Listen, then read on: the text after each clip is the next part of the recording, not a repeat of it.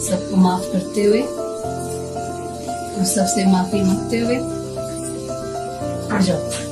क्या बताऊं मैं अब, माँ बाप को कैसे लगता हूँ। 13 साल से एक बिस्तर पर जिंदा लाश बनकर पड़े अपने ही होनहार बेटे की मौत का कानूनी फरमान लेकर एक बेबस पिता हाथ जोड़कर सुप्रीम कोर्ट का शुक्रिया अदा कर रहा है। रोंगटे खड़े कर देने वाली ये खौफनाक हकीकत उत्तर प्रदेश के गाजियाबाद की है। यहाँ 30 साल के हरीश राणा को इच्छा मृत्यु यानी पैसिव यूथनेसिया देने की उनके परिवार की लंबी कानूनी लड़ाई के बाद सर्वोच्च अदालत ने मौत की इजाजत दे दी है। सुप्रीम कोर्ट के जज जस्टिस JB पारदीवाला और जस्टिस KV विश्वनाथन की पीठ ने यह ऐतिहासिक और दिल दहला देने वाला फैसला सुनाया है, जिसके बाद अब हरीश को एम्स के पैलिएटिव केयर में भर्ती किया गया है ताकि उसका मेडिकल ट्रीटमेंट हमेशा के लिए वापस लिया जा सके।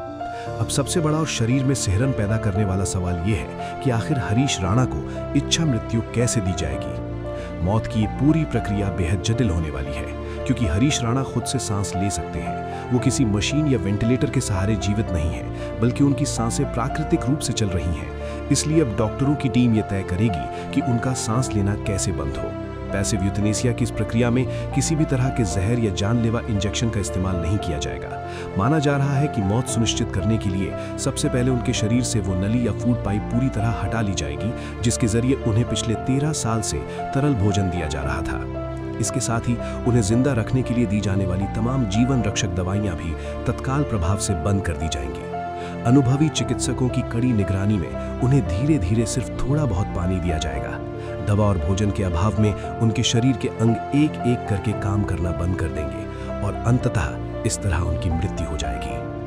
अपने ही सामने अपने जवान बेटे को तिल तिल कर मौत के आहोश में जाते देखना किसी भी माता पिता के लिए छाती चीर देने वाला दर्द है। हमने आपको हरीश के पिता अशोक राणा का वो बेहद भावुक वीडियो भी दिखाया है, जिसमें उनकी आंखों से छलकते आंसू और चेहरे की बेबसी सब कुछ बयां कर रही थी। पत्रकारों से बात करते हुए रुंधे गले से अशोक राणा ने कहा कि एक पिता होने के नाते अपने बेटे की मौत मांगना कितना दुखदायी होता है, ये सिर्फ वही समझ सकते हैं। उन्होंने बताया कि वो और उनकी पत्नी अब काफी बुजुर्ग हो चुके हैं। पहले गाजियाबाद और नोएडा के मुख्य चिकित्सा अधिकारी आए थे, जिसके बाद उन्होंने एम्स की मेडिकल बोर्ड की मांग की थी। अंततः एम्स की टीम ने ही आकर जांच के बाद हरीश को पूरी तरह ब्रेन डेड घोषित किया था। अशोक राणा को आज भी 20 अगस्त 2013 का वो मनहूस दिन याद है, जब उनके होनहार और टॉपर बेटे हरीश के साथ वो भयानक हादसा हुआ था।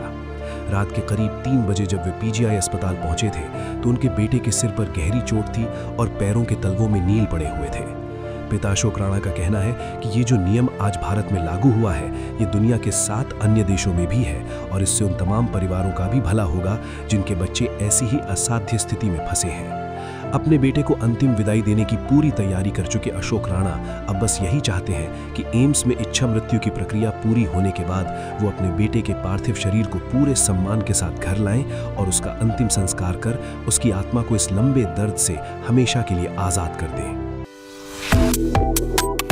Subscribe to One India and never miss an update. Download the One India app now.